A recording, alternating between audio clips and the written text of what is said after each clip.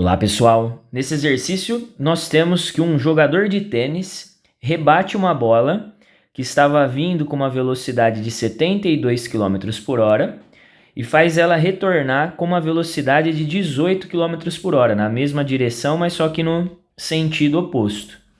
E aí o exercício quer que a gente determine o impulso total aplicado pela raquete sobre a bola. Então, pessoal, para nós descobrirmos o impulso total, nós teríamos que lembrar do teorema do impulso. O teorema do impulso fala para a gente que o impulso total, ou o impulso da força resultante que atua em um corpo, é igual à sua variação da quantidade de movimento. É igual ao ΔQ, variação da quantidade de movimento. E nesse caso, pessoal, ou melhor, sempre que a gente for pensar em impulso e quantidade de movimento, nós estamos lidando com grandezas vetoriais. Então a gente deve tomar cuidado, principalmente na hora de fazer as operações envolvendo essas grandezas. Quando nós formos calcular o ΔQ, quando a gente for fazer a conta da variação da quantidade de movimento final menos inicial, nós temos que lembrar que essa subtração é, na verdade, uma subtração de vetores. A gente está pegando o vetor quantidade de movimento final e fazendo menos o vetor quantidade de movimento inicial. Se nós simplesmente pegarmos os valores e jogar na conta e fazer uma subtração comum, dependendo do tipo de exercício, um exercício como esse aqui que eu estou trazendo de exemplo, o resultado vai dar errado, vai acabar saindo errado, porque importa na hora da gente fazer essa subtração, importa qual é a direção e sentido que os corpos estão se movendo. Então, primeiramente, antes da gente pensar na operação envolvendo os vetores, nós vamos calcular a quantidade de movimento inicial e final dessa bolinha de tênis.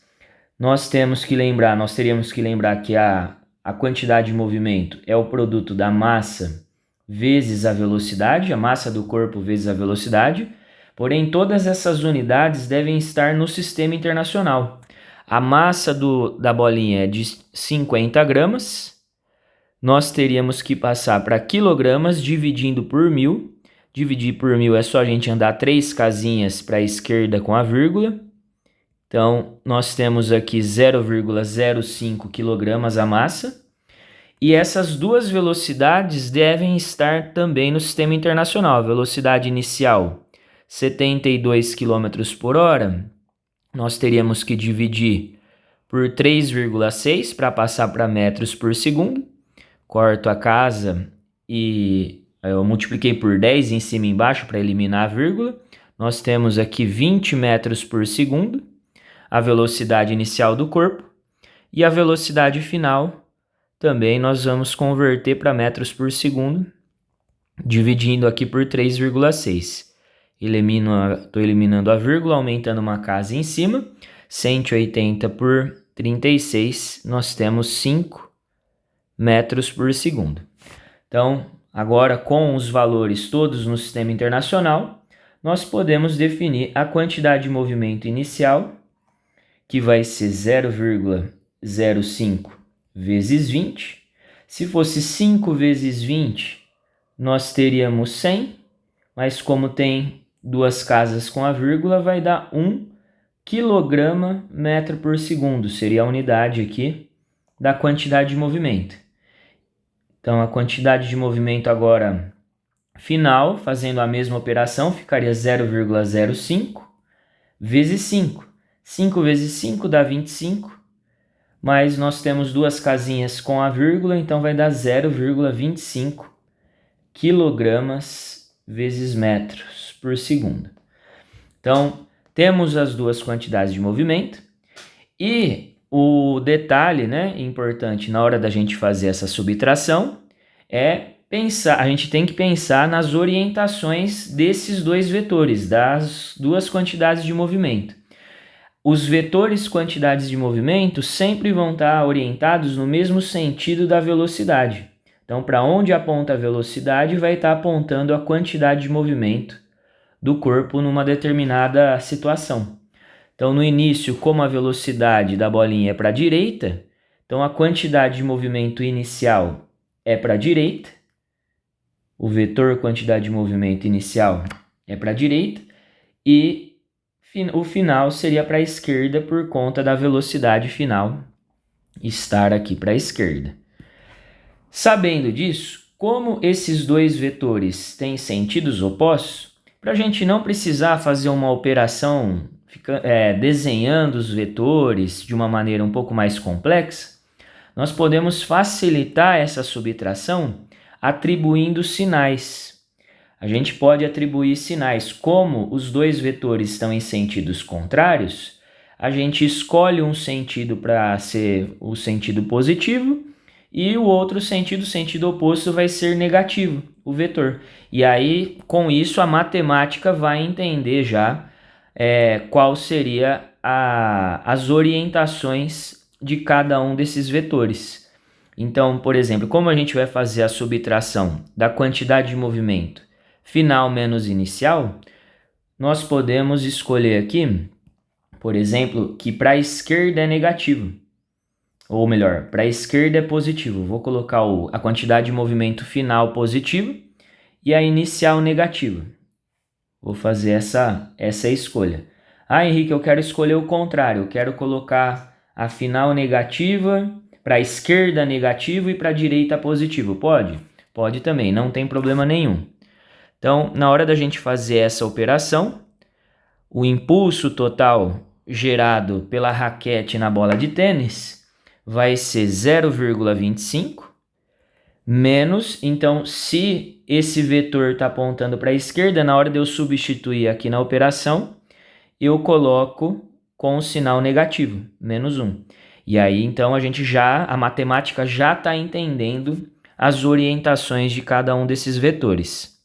Então, a quantidade, ou melhor, o impulso total vai ser 0,25 mais 1. Então, o impulso total que a raquete de tênis aplicou na bolinha de tênis é um impulso de 1,25 Newton-segundo. A unidade de impulso no sistema internacional seria Newton-segundo.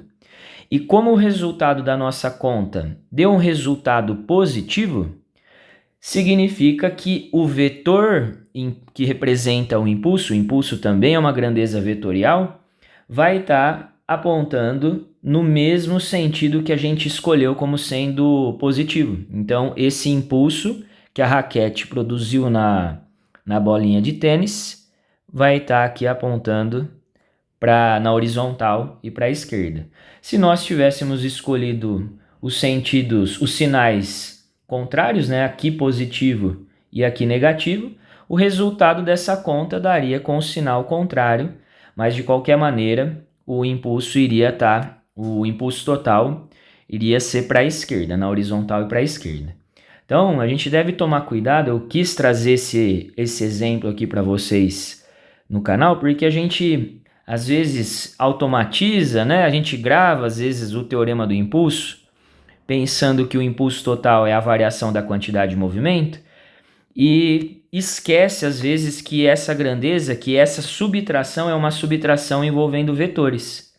Em muitos exercícios, a gente faz muitos exercícios desse assunto, que às vezes a quantidade de movimento inicial é 0, ou às vezes tanto o vetor inicial como o final estão no mesmo sentido, e aí quando eles estão no mesmo sentido não há a necessidade da gente atribuir sinais, e aí a subtração comum acaba dando certo, você acaba chegando no resultado correto.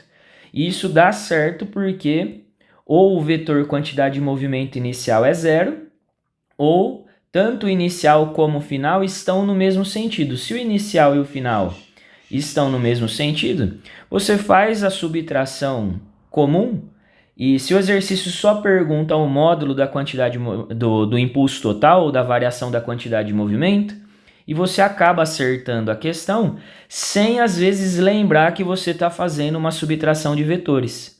Então aqui um exercício desse tipo, um exercício simples, né, desse tipo, onde a quantidade de movimento, as quantidades de movimento estão em sentidos opostos, Se o aluno esquece desse detalhe de atribuir sinais, né, ele acaba errando uma questão simples.